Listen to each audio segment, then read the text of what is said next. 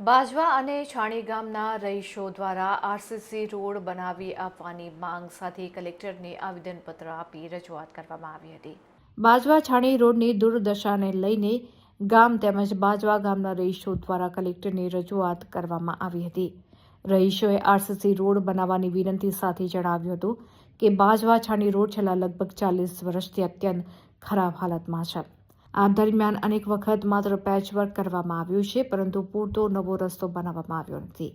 હાલ 6 મીટર પહોળાઈનો ડામર રોડ બનાવવા માટે આદેશ થયો છે, પરંતુ આ માર્ગ પર ભારે વાહનોનું આવન જાવન રહેતું હોવાથી ઘણા લાંબા સમયથી તકલીફ પડી રહી છે। ત્યારે રહીશોની માંગ છે કે આરસીસી રોડ બનાવવામાં આવે।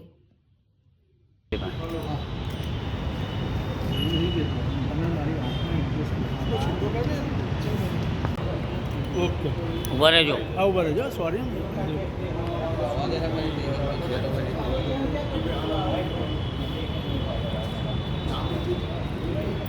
હવે અમે બધા બાજવા ગામેથી આવી રહ્યા છે। બાજવા છાણી રોડ જે સરકાર મુજબ પાસ થવામાં આવ્યું છે તે ડામર રોડનું છે। હવે ડામર રોડની અંદર જીએસએફસી આટલું મોટું ઇન્ડસ્ટ્રીયલ એરિયા છે, ત્યાં આગળથી રોજ ડમ્પરો જીપ્સમની ગાડીઓ લઈને નીકળે છે, અને આ જીપ્સમની ગાડી જે લઈને નીકળે છે તે હંમેશા ઓવરલોડેડ હોય છે, એટલે જીપ્સમ તો નીચે પડે છે, એના લીધે શ્વાસની બીમારીઓ, પછી આંખોમાં બળતરા એવા ઘણા સમસ્યાઓ છે। તે છતાંય તંત્ર આજ સુધી ત્યાં આગળ ધ્યાન દોર્યું નથી, અને છેલ્લા 40 વર્ષથી ત્યાં આગળ ઠીગડા લગાડીને અમને આશ્વાસન આપે છે કે ભાઈ ચલો રોડનું કામ થઈ ગયું છે।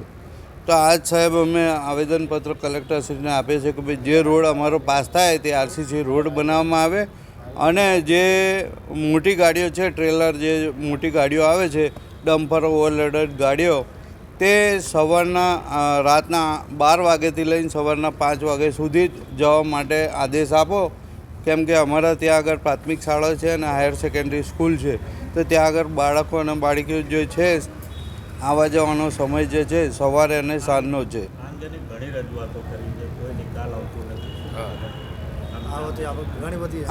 ઘણી અમે મીડિયાના થ્રુ પણ અમે આવેદનપત્ર પણ આપેલું છે અને મૌખિક પણ રજૂઆત કરી, તે છતાંય પણ આ લોકોએ આજ સુધી કોઈ કાન દોર્યું નથી। અને મને એવું લાગે છે કે ભાઈ અમે વિકાસના નામે અમે વંચિત રહી ગયા છે। કયા નેતાઓ મુખ્યત્વે આની માટે જવાબદાર આપવામાં આવે? મુખ્ય તો તંત્ર જ છે, એની અંદર હું કોઈનું નામ લઈ નહીં શકતો, કેમ કે ભાઈ અગર જો ભૂપેન્દ્રસિંહ અમારા જે સીએમ છે તેમણે કીધું છે કે ભાઈ તમામ ગુજરાતના અંદર રોડ રસ્તા સારી રીતે બનવામાં આવે।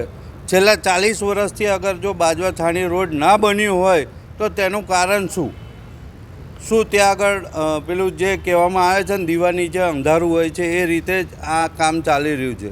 અને જો અગાઉ આ કામ ના થઈ રહ્યું તો અમે ગાંધીજીના માર્ગે આંદોલન કરીશું।